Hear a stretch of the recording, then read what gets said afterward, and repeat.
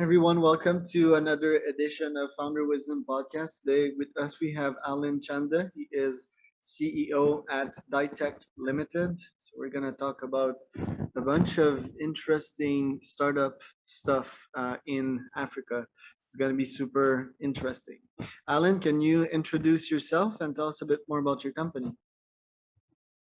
Um, Thank you very much for this opportunity once again, Charles, and I look forward to sharing the the type of things we are doing out here in Africa, specifically in Zambia. We Sure. are truly looking forward to the exposure that your platform offers. Um, my name is Alan Chanda. I am the CEO of Ditech, as mentioned earlier. I started off as an engineer working with rural areas, specifically with USID. And then that's where the encounter with bees started. I knew nothing about bees, and the encounter drove one of my bosses to say, "Come on, you're an engineer. Why don't you help with this bottleneck that has been discovered in terms of production capacity of the beehives? They're not very effective. They're costly. Is there a way in which this can be enhanced? Since you guys study material science, don't hide." so, so the lady who was in charge was an American lady. Was in charge. Was the chief of party. She's the one that kept knocking on my door, and since I was the youngest, it's like I was the only one anyone can pick on. so, so that's how I eventually decided to solve that problem reluctantly, though. I I interviewed people in the value chain and they described the problems they have. So I was writing down, and that's how I developed a hive, which is two in one, using low cost raw materials, and gave it to them so that I could shut them off so that they stop knocking on my door. So anyway, it was able to increase production capacity from as low as 15 kg to as high in some instances as 75 kgs of honey per season. So that's how the encounter with beekeeping started. And from there, I was transferred to a major project, and that major project led to me pitching at the national finals called Nyamuka Zambia, where there was 500 applicants countrywide, and they were only selecting 20 out of 500. So I came out first with my beehive presentation, and Ditech was formed. That was 2016, and we started a honey label called Sweet Harvest Pure Honey. So from there, we've been involved in many competitions. One of the most important ones we got was at WTO, World Trade Organization in Geneva, sponsored by Open to Expo and ITC, International Trade Center in Geneva. So I came out first there out of more than 25 applicants. And from there, got to win an award that Dubai Expo, where there were about 8,000 applicants and they were looking for 21. So I was among those people who were given that grant of 100,000 US dollars. And then from there, got a scholarship to go to San Francisco at Miller Center. And this year I've been selected again by Miller Center to go and speak to more investors to see if we could have an expansion on our end here because of the work we're doing as a recognition.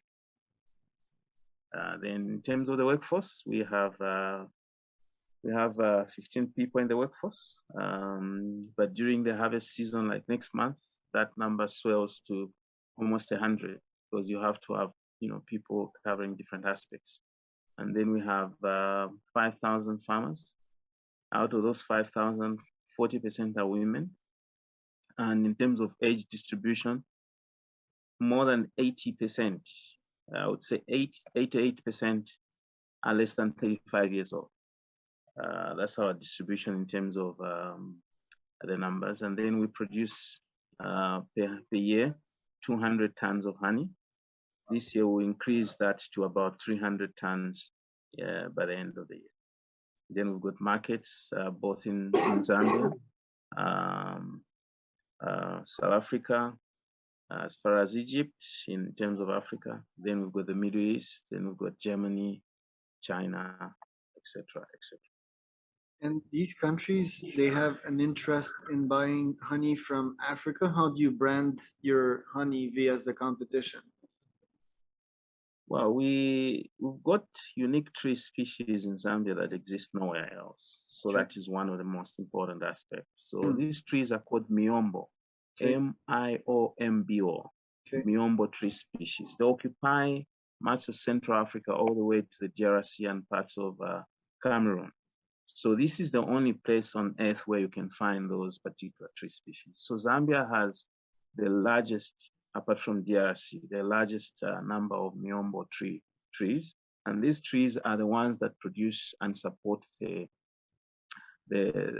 nectar that actually allows us to produce honey twice a year. So that's one yardstick. And then the forests are unique and endemic to these parts, like I've said.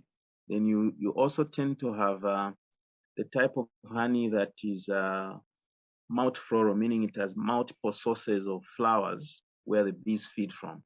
So it's quite a rich variety of natural, honey that stands out on the market. You can find it now in the UK, like in Max Spencer. You find Zambian honey there. So we make sure that we bring in organic certifying organizations like Control Union, EcoCert, etc., from Germany, so that we are able to have an international credibility on the export market in terms of laboratory as well as traceability chain. How's it generally speaking to do business in Africa? What kind of challenges do you encounter there? Oh, the challenges are quite many. One of them are that you have a lot of competing demands in the production areas. Some people don't see the need to subscribe to organic status. They just think, after all, there are very few people don't spray in the forest, so it's organic. They don't know that it's actually the standards that must be maintained. And secondly, apart from lack of education, you also have people that will just be burning the forest because they want to find the wild animals very easily to kill for their food, because sometimes the needs are very basic. Then you also have people are doing logging. Some are illegal, especially people who do the charcoal. They're one of the most dangerous ones. So those are some of the issues that we found.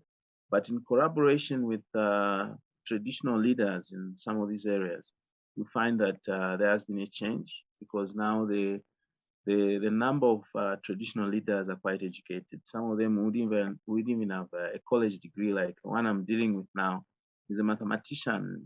He used to teach mathematics in high school. So he's less than 40 years of age. So he's somebody that understands issues and has traveled all over the world. His father is Italian. His mother is Zambian. So he's quite exposed in terms of what goes on. So those are some of the encouraging points on the other hand.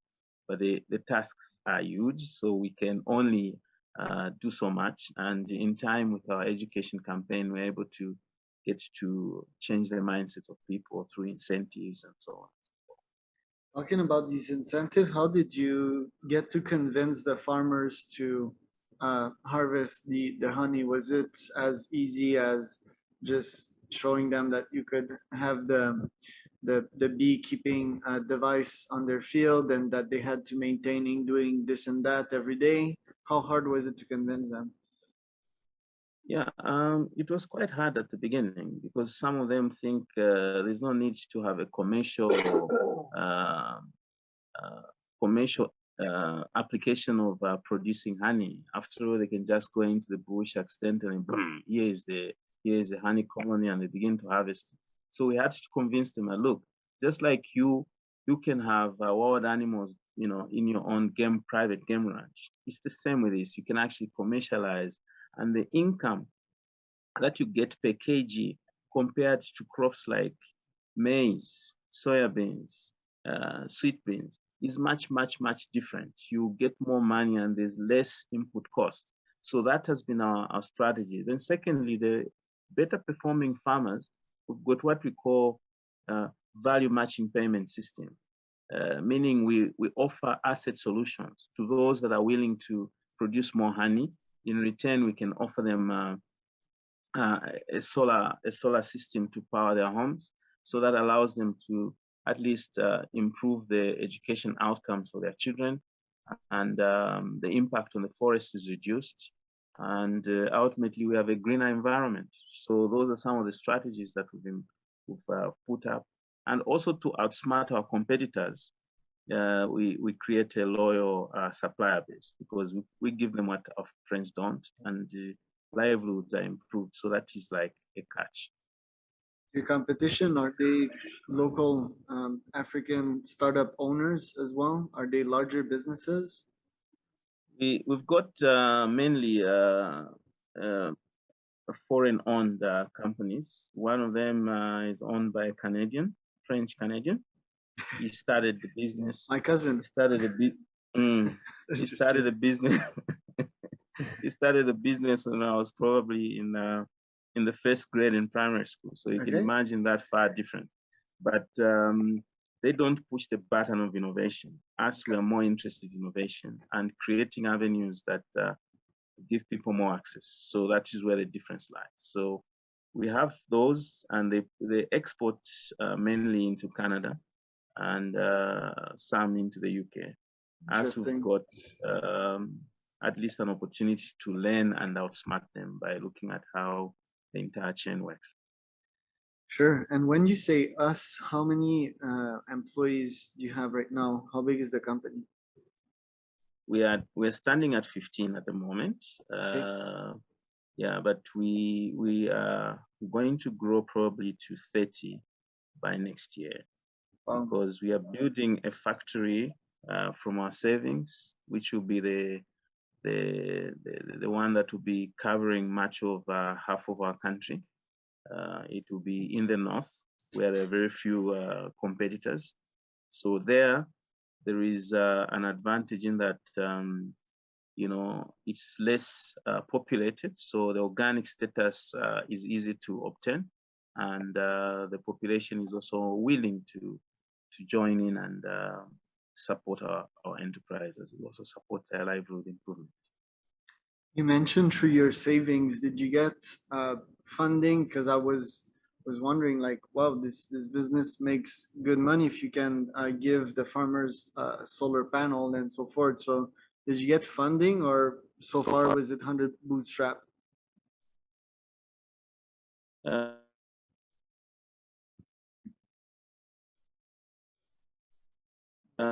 We currently have a grant from. Yeah, if you can go on, I think it's stabilizing now. Okay, we currently have a grant from one of the instruments from the World Bank that is looking at climate adaptation, which has allowed us to have more outgrowers. So we've been given an opportunity to produce more beehives and incorporate more farmers, provided there are always approaches to save the environment. So that is the one that we currently have. We have no debt, and we've not contracted any debt since. We don't have any investors that are foreign or local. We're just a group of African entrepreneurs who came together in order to come up with this initiative. So we hope that by coming on a platform like yours, we'll probably be giving other investors and social impact entrepreneurs an opportunity to see value in what we do, and hopefully there would be an opportunity for them to either support us or call us to replicate our model into their respective jurisdictions. Very impressive, to say the least. So if we talk about DITEC in 10 years from now, where do you want to be in terms of your expansion, your number of employees, the revenue? Where do you want to be in 10 years from now?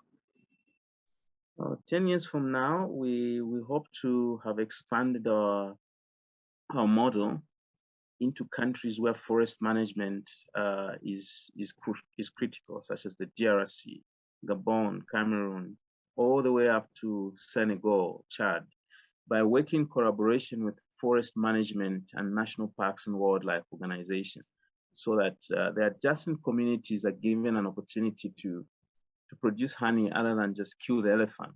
Because to kill the elephant is a shortcut to any income.